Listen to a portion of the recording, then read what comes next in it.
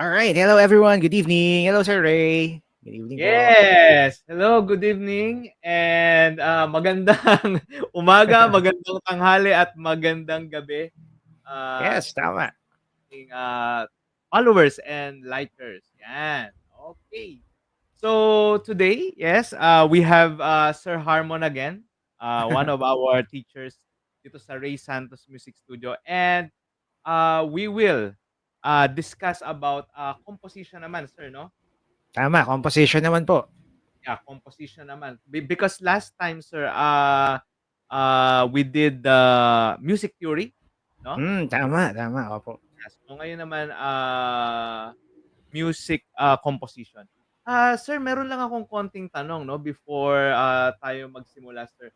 Ah, so si Sir Harmon po ay, ah, music composition major, tama, no, sir, no? Ayan, tama po. Opo.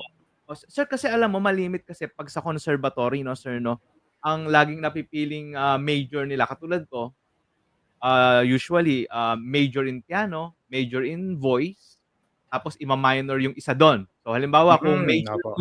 major mo yung voice, i-minor mo yung piano, 'no? Or kaya kung major mo yung piano, ima-minor mo yung, voice, 'no, parang gano'n. So sir, bakit po composition, sir? Why yun yung napili mo, sir? Kasi before naman, ang ginagawa ko naman po, nagre-remix naman na ako no'n. Although siyempre hindi ko pa naman masyadong alam yung mga music theory, yung mga ganyan. So parang iba yung enjoyment, parang iba yung tuwa kapag kami napo-produce ka na something na bago, parang ganyan. Kaya sabi ko, ay parang gusto kong composition yung kunin ko na course. Gusto kong mag-create ng music, parang gano'n. Kaya sabi ko, Yes, sige, try natin. Since available naman yung course, edi ito yung kunin ko. Ayan. yes. That's why yun po yung ano na napili niyo. Para kumbaga Tama, parang sir, tama. you love, creating. Ayan, opo, yan. Tama, tama. Oo, parang gusto mong, lumikha, 'no, sir, 'yan. Tama, ayan. Anyway, sir, isa pa po, sir, Sure bakit po. po bakit po conservatory, sir, 'no? Bakit Well, siyempre, paano sir nga ba? siyempre, sir, puwede Sige, kang sir, maging go. engineer, architect, something like that. Pero bakit po, music?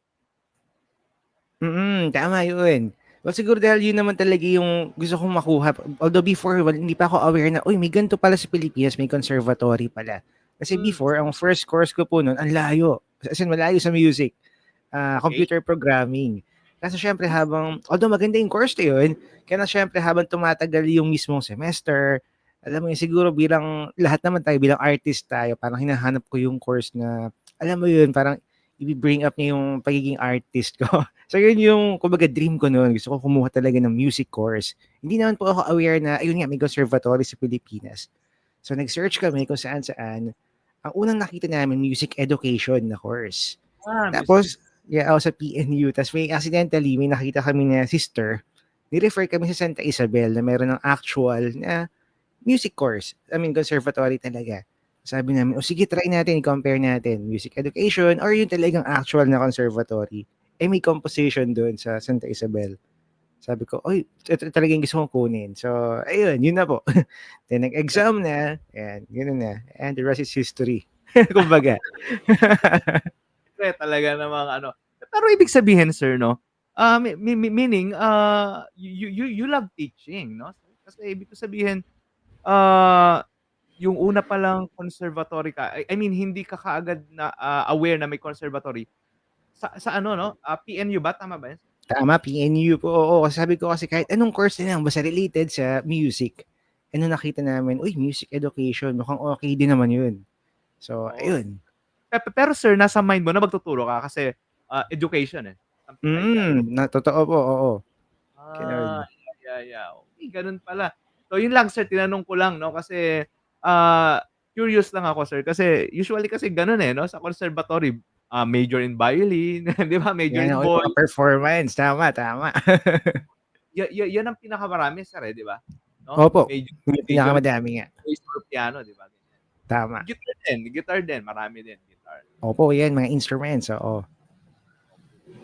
So today napakagandang, or tonight 'no, itong gabi na 'to napakaganda kasi bibigyan tayo ng konting lecture ni Sir Harmon about, composition.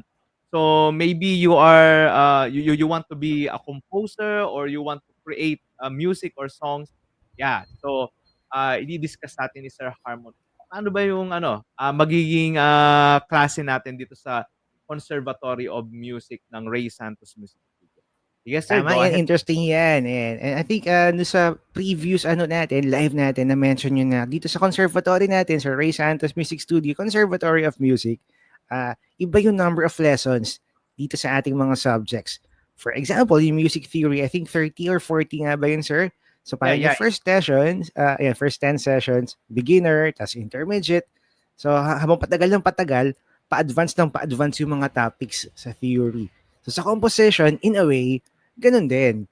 Yung first 10 sessions natin, o beginner muna, mga simple forms, and mamaya di-discuss natin kung ano ba yung tinatawag na forms, mga ganyan. Then sa sessions 11 to 20, ayan, so medyo uma-advance na, medyo lumalaki na yung form, lumalaki na yung composition, humahaba na yung song.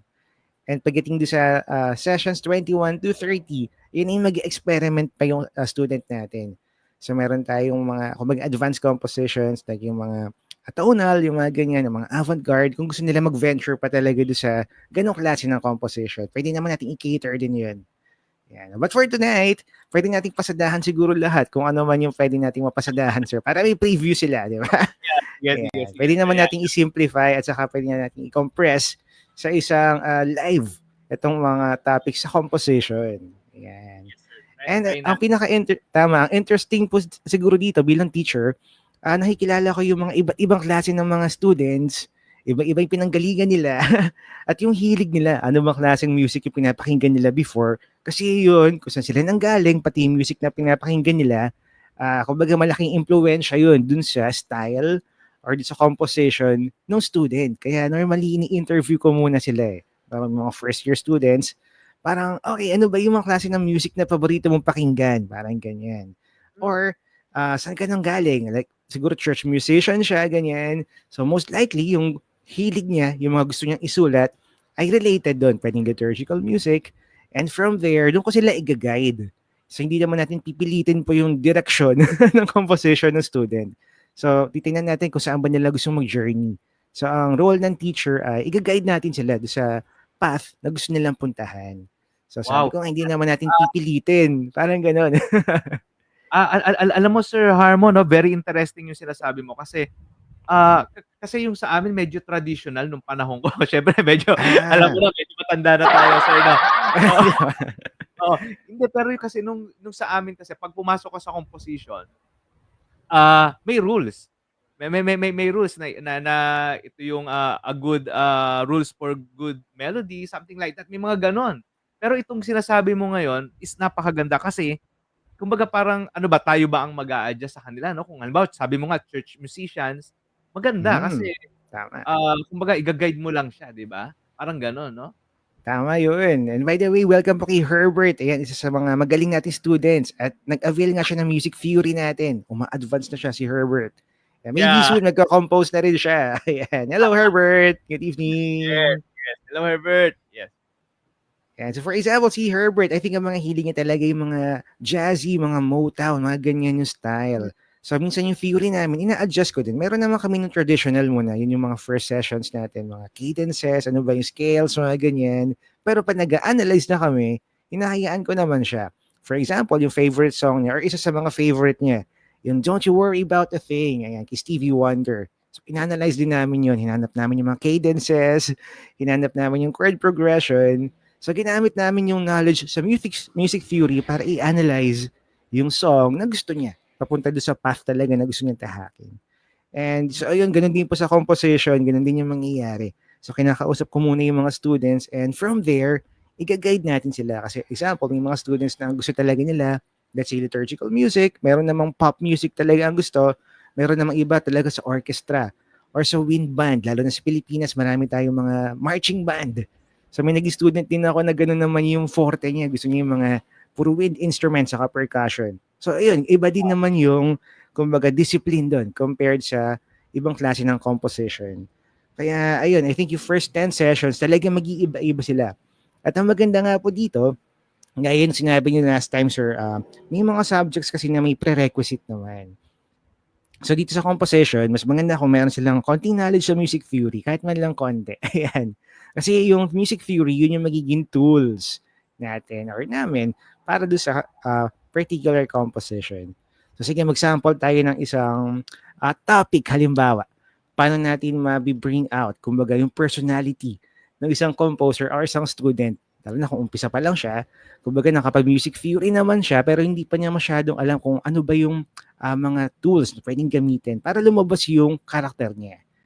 So, sige sir, mag-sample tayo tonight. Mag-share ako ng yes. screen. Ayan. By the way, sir, may keyboard ba kayo ngayon dyan sa harap Ah, nyo? actually wala akong keyboard. Wala. Sige, sir. Oo, yes. Anyway, sige, sample lang naman to. Ako hindi ko rin nakabit yung keyboard. But anyway, para sa ating mga viewers, ito yung mangyayari. So I think itong topic na to pwede natin sabihin sa kalagitnaan ng beginner and intermediate. Sige, Hmm, mag-open ako ng notepad muna for simplicity. And share screen. Tapos natin yung share screen, notepad. Ayan. Sige, wait natin ng konti. By the way, sir, ano na ba siya? Nag-present na? actually hindi pa, sir. Hindi pa. Teka. Slides and... Sige, present ulit. Share screen. Ayan, sir. So, ang topic natin ay intervals. Ayan. Sir, but Or sir, parang inalagay niyo yata siya sa sa screen.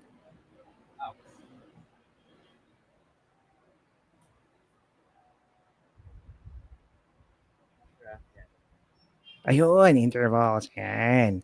So ito, by the way, quick recap, composition po ang gagawin natin at ito yung mga sample ng mga ating lesson na gagawin kapag nag-enroll kayo sa ating composition. yeah. And by the way, sige, bago tayo mag-proceed, ayan, may nag-message pala from Minda Wakanda. Sabi niya, sir, nag-inquire ako last time for music lessons sa mga kids. But no one came back. Sige po, salamat po sa pag-reach out. Sure, sige, later po may sasagot po.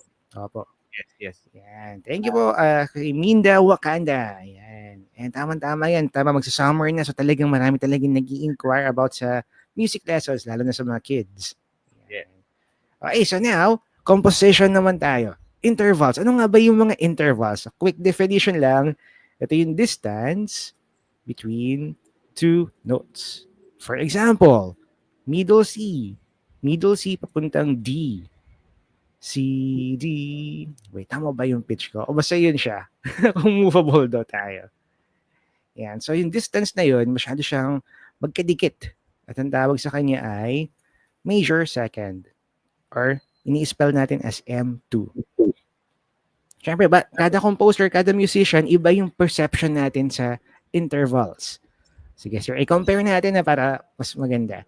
Halimbawa, sige, ikaw muna, Sir Ray. For you, ano yung character na nafe-feel mo kapag nakakarinig ka ng major seconds? Halimbawa, C and D. Pinrest na Ah, magkasabay sa piano. Parang ganyan. for me, no, Sir Harmon, ano yan, Yes, sa inyo po. parang medyo masaya yan, sir, no? Pag Ayan, yan ang masaya. yan narinig, parang like for example, sabi mo nga do, re, no? So parang Mm. parang medyo masaya 'yan, no? Major, second. Yan, tama. So, ayun. So, for Sir Ray, yung mga major second, masaya sa kanya. So, most likely, kung gagawa siya ng composition, ayan, na masaya, madaming major seconds ang gagamitin natin. I-guide ko siya para gamitin yung mga major seconds na yan. Maraming do, re, or C, D sa composition niya. And for me naman, ito medyo weird to, pero yung major seconds sa akin, tunog crunchy. Ayan. So kung gusto ko na medyo malutong yung composition, nilagyan ko siya ng maraming seconds. Ayan. Nagka-ano Okay. siya, parang nagka-clash. And sabi ko nga, iba-iba. Kaya interesting yung composition niya. Kasi kada composer, kada tao, magkaiba yung interpretation natin. O, di ba? Interval pa lang yan. So now, lipat naman tayo. From C to E naman. C, E. Wait, sir. Ano ko lang yung C. Baka mamaya mali yung C ko.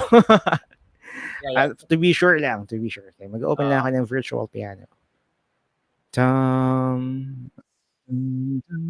C, E. So dito naman, mas malawak na yung interval nila. Ayan. So yung distance from C, papunta sa E, mas malawak na compared sa kanina, yung major second. At ang tawag nga dito ay major third naman. Ayan. So, ganun. Compared sa kanina na major second, mas magdikit. Da-dam. Ito naman, mas malawak na. Dam-dam. So for you, Sir Ray, ano naman yung character na pwede mong ma-associate do sa interval na major third? Ako for me, parang, very plain. So very plain. Plain. Yan, Yeah. very plain. Tama. Parang gano'n ang dating sa akin, no, 'pag naririnig ko siya, no? Tama. Saka siguro dahil na-associate natin sa tunog tonic, parang ganyan. So para siyang home, parang bahay, kaya very plain. Yeah. And, yeah, tama. Sa akin naman, M3. Ang dating naman sa akin ay kagaya rin ng kay Sir Ray, plain. Ayan. And soft. So hindi siya ganun ka-aggressive. Yun dating sa akin. Kasi yung major second, pag naririnig ko siya, crunchy nga, sabi ko kanina, so medyo mas may tapang. Pero pag major third, soft yung dating sa akin. Dam-dam. Kaya kung magko-compose tayo ng melody at medyo soft yung kanyang lyrics, most likely, mas maganda. Well, at least sa interpretation ko, mas maganda na gagamit ako ng major thirds. Dum, dum, dum. Something like that. Kung gagawin ko kasi yung melody na maraming seconds, dum, dum, dum, dum, dum, dum. In a way, magtutunog, crunchy siya. Well, for me kasi crunchy yung seconds. Kaya, hindi na siya papasok dun sa kinecreate natin na, let's say, soft talaga yung habol natin. Yan. Kaya ang maganda dito, yan, sa first few lessons, may notebook yung student. Doon sa notebook na yun, nakasulat doon yung equivalent ng mga technical terms. Kaya sabi nga ng isang, sabi nung dean namin before, hindi ko makakalimutan, dinefine niya yung music eh. Sabi niya, ang music natin ay both science and art. So tama naman yun. Meron tayong music theory, meron talagang science, merong analysis, may interpretation, pero at the same time, art din naman siya. Kaya nga tayo artist lahat. Kaya doon papasok yung iba-ibang interpretation natin. So for example, kay Sir Ray nga, yung major third, very plain yung sound. And for me naman, soft yung sound. So doon papasok yung art side ng music. Kaya very interesting tong composition. Sige, tuloy natin hanggang kahit siguro hanggang perfect fifth. Okay, perfect fourth naman. So dito mas malawak na yung interval. Tam tam. Lalo na kung horn yung tutugtog or brass. Bum bum. Well, for me, very powerful yung sound niya kapag perfect fourth, yung powerful. And in a way, percussive yung dating sa akin. Sa'yo, sir, ano naman yung dating sa'yo ng perfect fourth? Do, Talaga? fa. Alam mo, ang tingin ko sa kanya or ang dinig ko sa kanya parang alanganin. Alam mo yung tunog na Alanganin. Ayan, tama yan, sir. Maganda. Alanganin. Hindi. Ibig ko sabihin, tama yung sinasabi mo, no? Iba-iba talaga yung tao, no? Ganda, very interesting. Tama po. Interesting. Kaya nakakatuwa. Kaya kada composer, iba-iba yung, karakter nila at may mga preferences sila. For example, let's say classical composer, let's say Beethoven. So siguro si Beethoven may particular chord progression siya na ginagamit ginagamit na parang pag narinig mo yun, alam mo na, uy, si Beethoven to, or Wow. Mozart, or Correct. Filipino composers like, let's say, si Lucrecia Casilag, ganyan, or Lucio San Pedro. May particular style sila na andun, na present, na kahit anong klaseng composition nila, nandun yung essence nila. Mm. Halimbawa, sa Ugoy ng Duyan, may particular chord progression yun na makikita nyo sa lahat ng compositions din naman ni Lucio San Pedro. Siguro yun yung style niya or preference. Let's say si Tita King naman, Lucrecia Casilag. So may hilig naman siya doon sa very oriental na sound, very eastern. Kaya yung mga compositions niya, kahit let's say misa yan or kung ano man, somehow may tunog kulintang or may Yeah. tunog very eastern, ganun yung style. Kasi yun yung preferences niya. And Galing, ito galing. na, sa perfect fourth niya sa akin, percussive. Kaya kung gusto ko ng sound na medyo, hindi naman siya umaalon, pero medyo may rhythm, mas marami akong gagamitin na perfect fourths. Halimbawa, yung left hand, do saka fa, C and F, na magkasabay. Tapos maraming ganun. Like maraming siguro quarter notes para maging percussive yung sound. And kay Sir Ray naman, kung magko-compose siya ng composition na let's say for horror, parang ganyan. At kailangan mong alanganin na sound. Then most likely, ayan, di ba? Gagamit din siya ng maraming mga fourths. So yun yung maganda doon. Kaya nagiging toolbox natin tong, ito nga, analysis. Di ba? At interval pa lang tayo. Doon tayo sa pinaka kakaibang interval, M7. Kasi very unstable siya eh. Yeah, yeah, yeah. From do to T, halimbawa. Do, T. Lalo Yeah, na yeah. pag pinagsabay sila, Talagang very alangan. unstable. Alanganin talaga. Unless kung jazz yung gagawin natin. Ayan. So, pero kung talagang interval lang sila at wala talagang nota sa gitna, then, well, traditionally, ang tingin ng mga tao doon ay very dissonant. Ayan. Yeah. Or very unstable. Ayan. But in Ano a yun, way, sir, because of the half step? siguro sir, in a way, or siya yung tipo kasi na, dahil nga seventh siya, no, yung malapit na siyang mag-octave, pero hindi pa naman talaga octave. Alanganing-alanganin. Alangan. And correct yun, para siyang half step kapag binaliktad. And kaya Yeah. yun yung nagkakos ng, well, traditionally, nagkakos ng dissonance, or kumbaga, ayun nga yung unstable sound. So Oh, imagine nyo na lang, Mary Had a Little Lamb. Yung isa, nasa C major, yung isa nasa B major. Tapos pinagsabay natin. So parang very clashing nga naman yung dating nun. Ayun, oo. unless kung yun talaga yung intention ng composer. Example, gagawa kayo ng soundtrack or score. So sa particular movie or film na yun, kailangan talagang makreate yung dissonant na sound or very unstable, eerie feeling. So, pwede natin gamitin yung mga maraming major seventh na interval para makreate natin yung tunog or yung karakter na very unstable. So, ayun, hindi porkit pangit yung interval, hindi na natin siya magagamit. Meron pa silang mga purpose. Yan. So, sa'yo, sir, ano naman yung tingin mo sa M7 na interval? Compare natin. Yeah, katulad ng sabi ko talagang ayun, alanganin talaga. Alanganin talaga siya. Wala nga. Yeah, yeah, yeah. So Di bale, next time, mag-ano tayo, sir, ng piano para siguro marinig din ng ating viewers. Yan, yes, di ba? next time, no? Gawin natin. So, uy, may magandang comment din. Isang musician, si Sir Randy. Sabi niya, pag improvisation, maganda yung M7. Nagiging tension note siya sa akin. Uy, nice. That's my take. And maganda yun. Tama yan, Sir Randy. Kasi pinag-uusapan namin ni Sir Ray. Sabi ko nga, kada musician, kada composer, iba-iba tayo ng interpretation sa Yeah. different aspect ng music. So, nasa interval pa lang tayo. So, wala pa tayo sa chords, wala pa tayo sa rhythm. Pero so far, ayun, dahil nga iba-iba yung interpretation natin, yun yung magkakos ng, kumbaga, artistic differences. Which is good naman talaga, para hindi naman tayo monotonous. Alam mo yun, para hindi naman tayo pare-pareho ng tunog. Yes, tama. Yan, nice.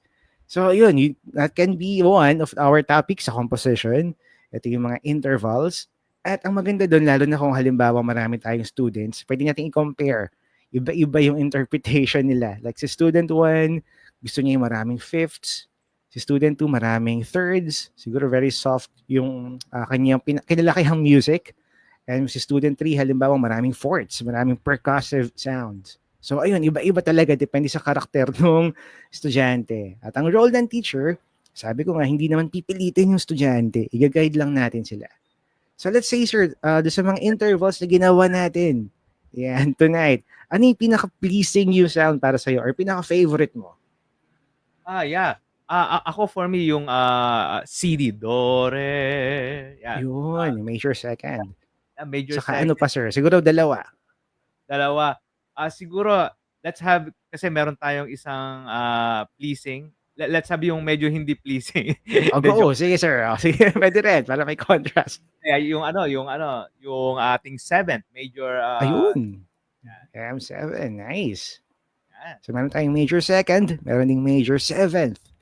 Ayan. And then from here, pwede ka nang maggawa sir or siguro pwede kitang i-guide para makapag-create tayo ng kahit dalawang measures lang or two Wow! bars na composition.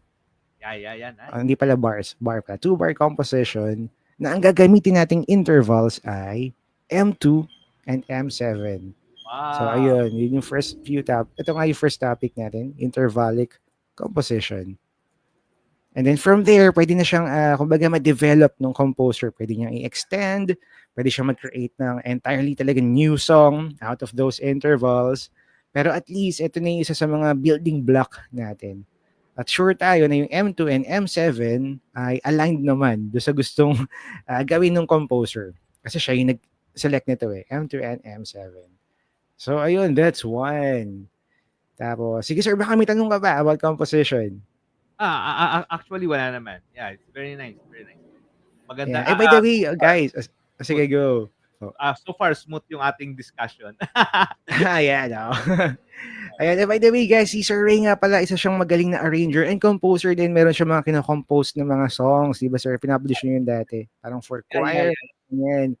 So, kayo sir, paano nyo naman i-describe yung compositions nyo and arrangement? Parang ano yung particular style ba niya or character? Kasi ako naman yung tipo ng ano kasi ako, church musician kasi ako before, 'no? Yan.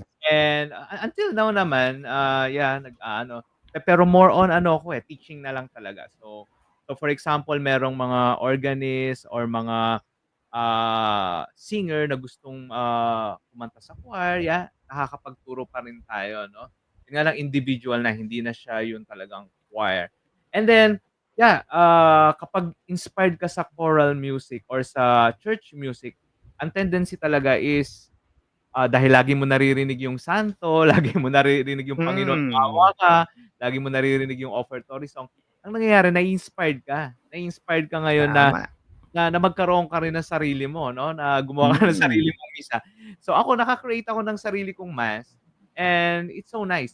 Now, ako kasi yung tipo ng composer na ano, 'no, ah, siguro Sir Harmon, yun nga, ako kasi yung taong simple, 'no, simple lang naman ako, hindi naman ako yung tipong, sabihin natin na basta simple ako. I don't want to make things complicated.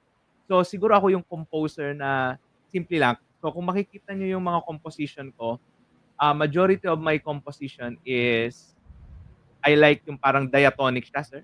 Yeah, diatonic. Yes, So opo. gusto ko lang maglalaro ako dun sa Just a key. key signature, o Oo. yan, tama. And then ang gustong-gusto kong laging gagawin is, gusto kong mag-modulate to other key. Yan, yan ang mga gusto kong gagawin lagi. And then sa chords naman, sir, gusto ko yung mga secondary, chords usually, 'no?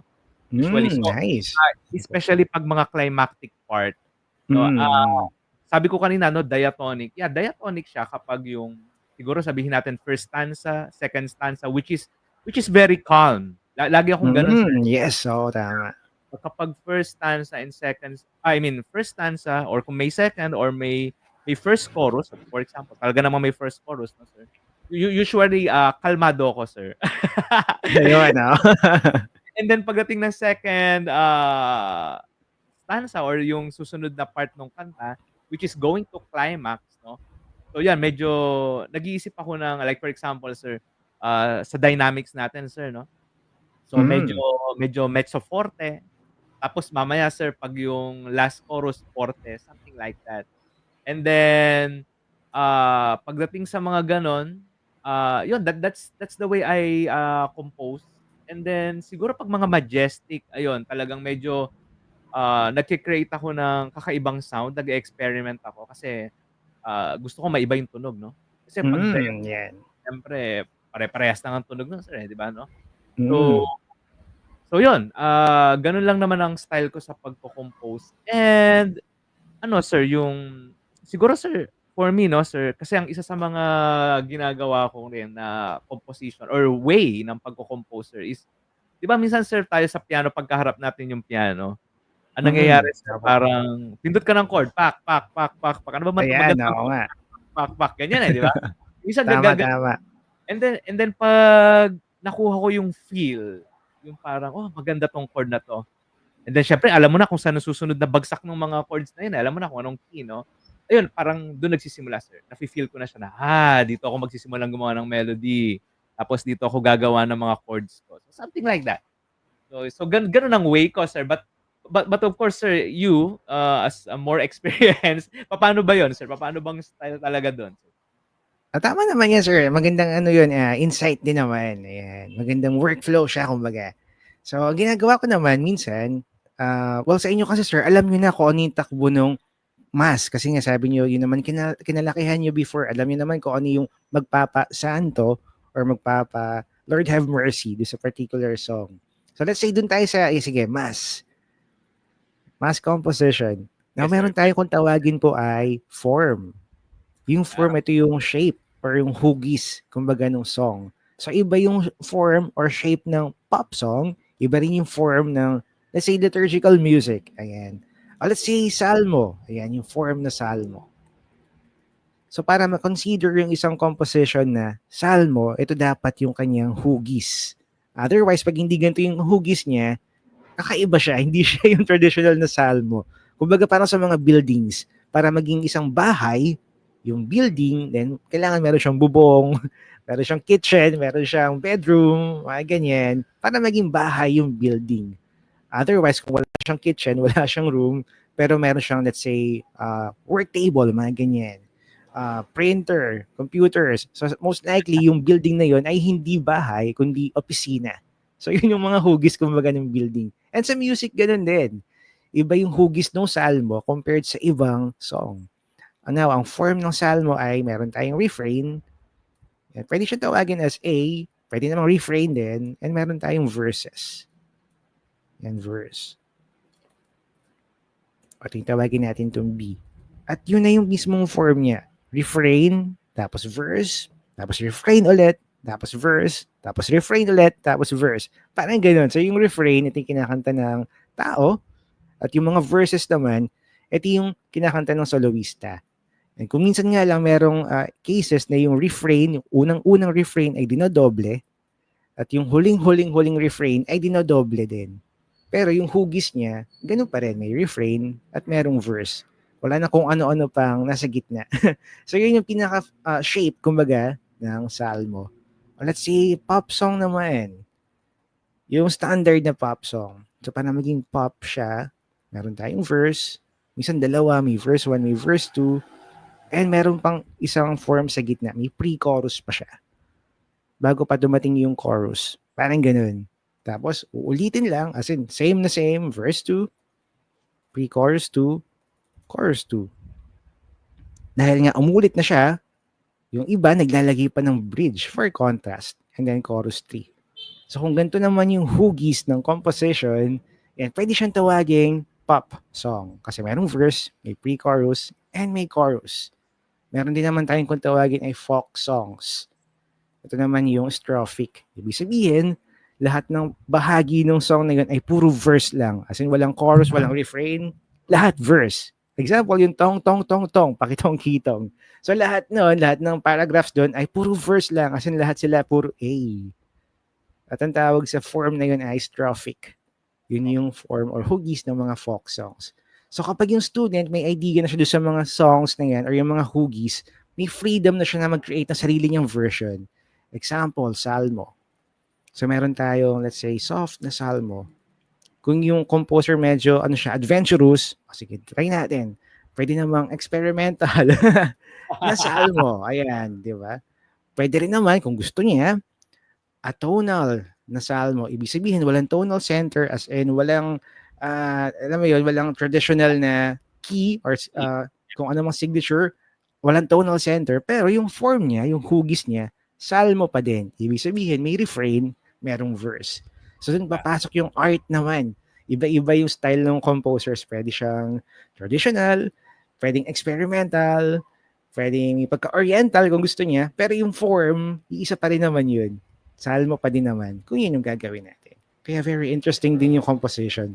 Lalo na pag yung usapan ay mga forms, mga hugis. Yeah. And ayun, so isa rin yung sa mga topics natin sa composition. Yung bandang gitna na yun, intermediate to advanced na. Ah, Ayan. Opo. ah, Sir Harmon, maputol lang kita 'no, sir. Sir, Sure. Sige po. yung atin pong dini-discuss ngayon or may mga nagtatanong lang sa atin, ano po ba yung certain level ng music theory ko para makakuha po ako ng, composition, ng subject na composition? Yeah, nice. Oo. So actually naman sa composition kaya nire-require natin yung theory, tama sir, no? Kasi syempre kung sa composition para maging alam mo yun, konkreto siya, kailangan natin siyang innotate. So ibig sabihin ng notation, kailangan siyang gawing piyesa. Pwede naman talagang recording lang, pero para ma-preserve siya at para matugtog ulit ng alam mo yun, ibang henerasyon. So ang way para ma-preserve siya ay i-document, isulat siya, gagawin siyang piyesa.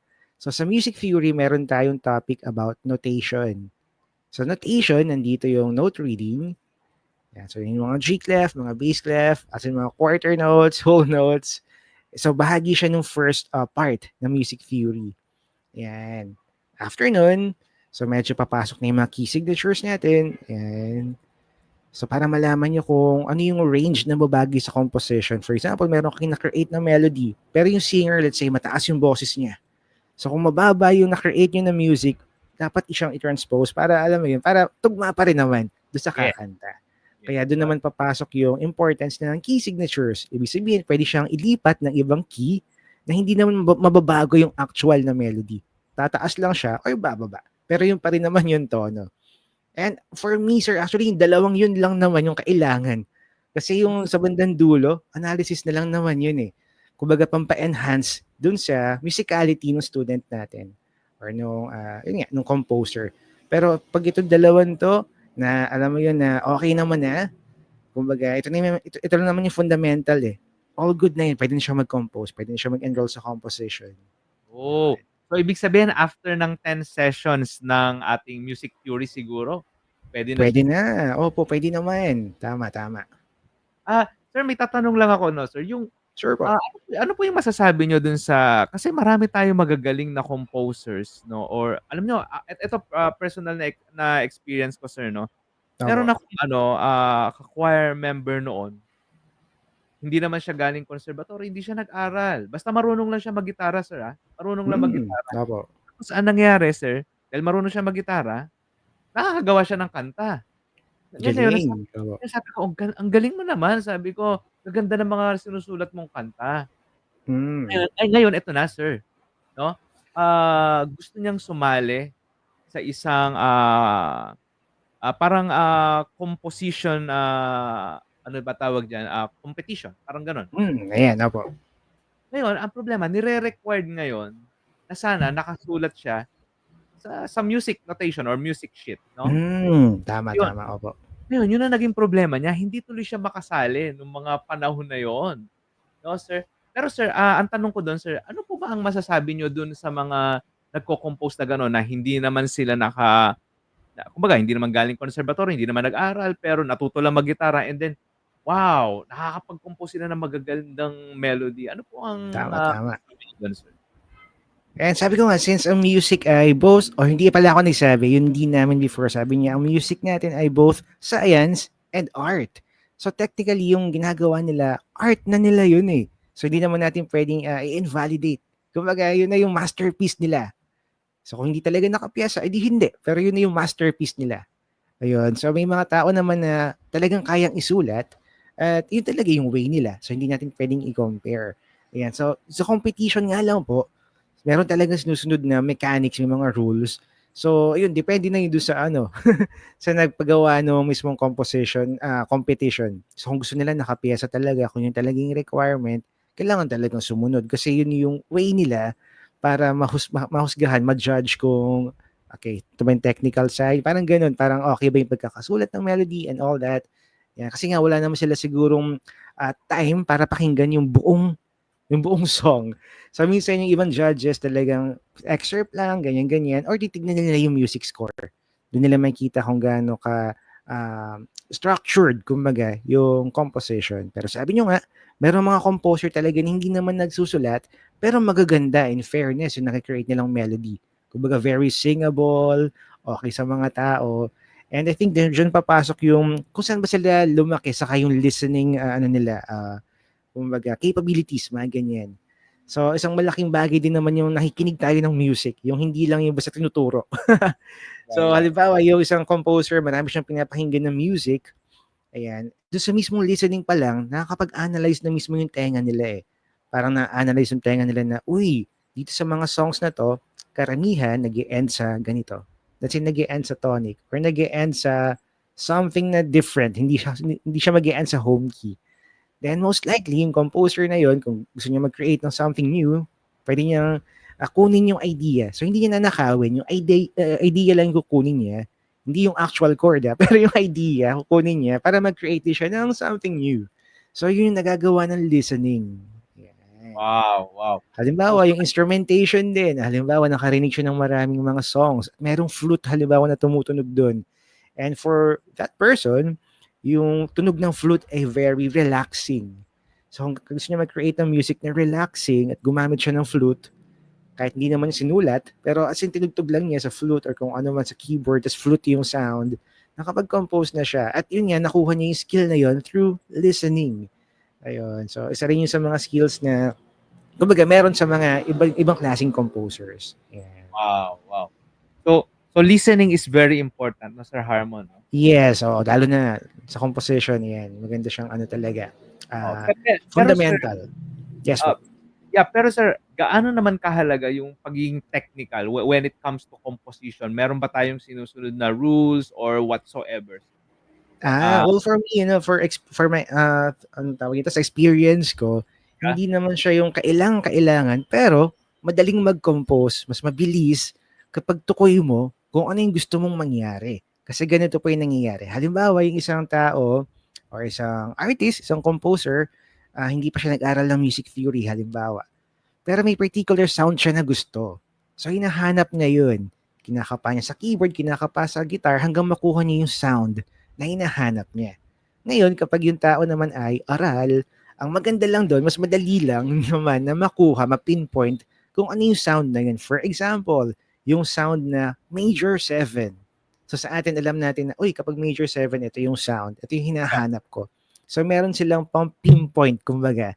So dahil doon, mas madaling makapag-compose, mas mabilis. Pero hindi naman ibig sabihin na porkit hindi sila nag-aral ng music theory, alam mo yon, hindi sila makakapag-create ng music. Ayan, makakapag-create pa rin naman, kaya lang siguro mas matagal kasi nga wala silang yung proper terminologies para ma-pinpoint kung ano ba talaga hinahanap nila. So I think Yeah. yun lang naman yung advantage. Mas madaling magsulat kapag alam mo yung hinahanap mo. Yeah. Ayun. So napakaganda kapag syempre yun nga, medyo kahit papaano nakapag-aral tayo ng konti, 'di ba, no, sir, no? Yeah. Mas makakatulong kumbaga, opo.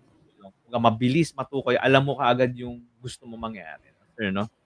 Yeah. Tama yun. Kumbaga kung sa painter, halimbawa, yung colors. Let's say, may mga painters na may hinahanap na bright na color. Let's say, hindi nila alam yung kulay na yellow. Hindi nila alam yung word na yellow. Pero naghahanap sila ng bright color. So talaga mag-experiment sila sa buong, let's say, 8 color crayon or 16 color para mahanap yung bright na color na yon.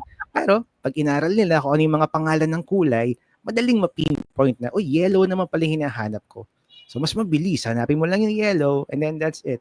Nandun na yung color na hinahanap. So, ganun din siguro sa music. Or at least ganun ko siya nakikita. Wow, very nice. Very nice. Ayun. Okay.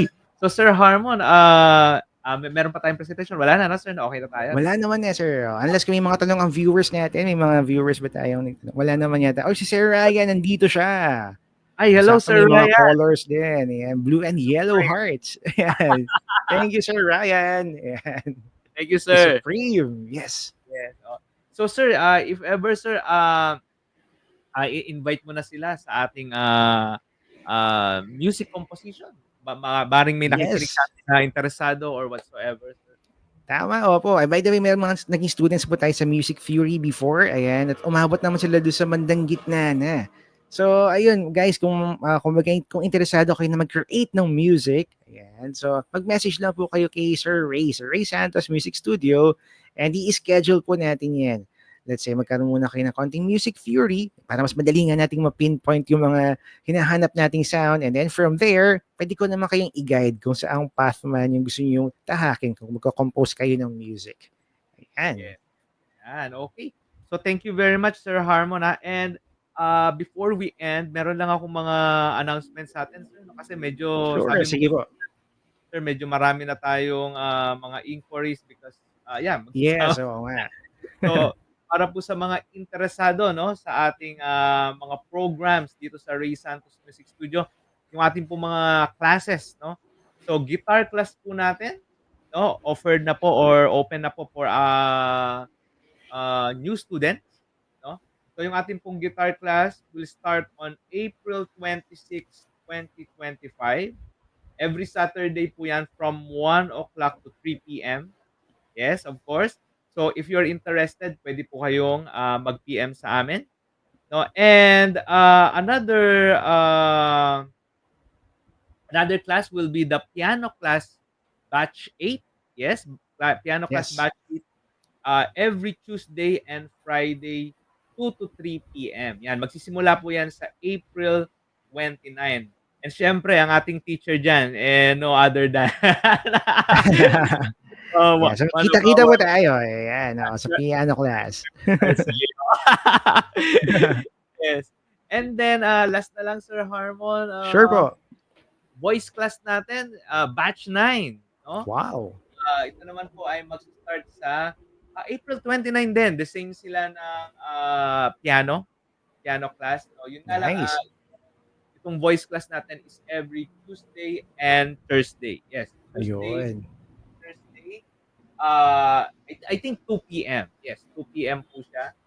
So, yes, if you're interested, you just, chat 'no, yung atin pong Ray Santos Music Studio and sasagutin naman po namin kayo 'no, kung papaano po kayo makakapag-enroll. Yes, oo nga. Okay. So, Sir Harmon, anything pa na last words or whatsoever? Okay na? Yes, by the way guys, abangan niyo po, isang series ito. So, baka next week may topic ulit kami about dito sa ating music, conservatory. So, last time na-discuss na yung Music Theory ni Sir Ray. Tonight, composition naman, and abangan niyo naman next week, ano kaya yun? Panibagong subject naman. Ayan, so series po ito, parang mga preview. By the way, free itong live natin. So, free preview ito ng kung ano yung mangyayari doon sa mga lessons na yun. Ayan. Yeah, okay. So, thank you very much Sir Harmon and maraming Thank you rin salamat. po. Yes, maraming salamat po sa mga nakinig sa atin. Nakikita po namin kayo, mga nag-comment and yeah, yung mga, bumisita sa atin kanina. Maraming salamat po and we'll see you again next week dito po sa ating Ray Santos Music Studio Facebook Live. Yan, Tama. okay. So thank you very much and God bless. Thank you Bye-bye. guys. Bye.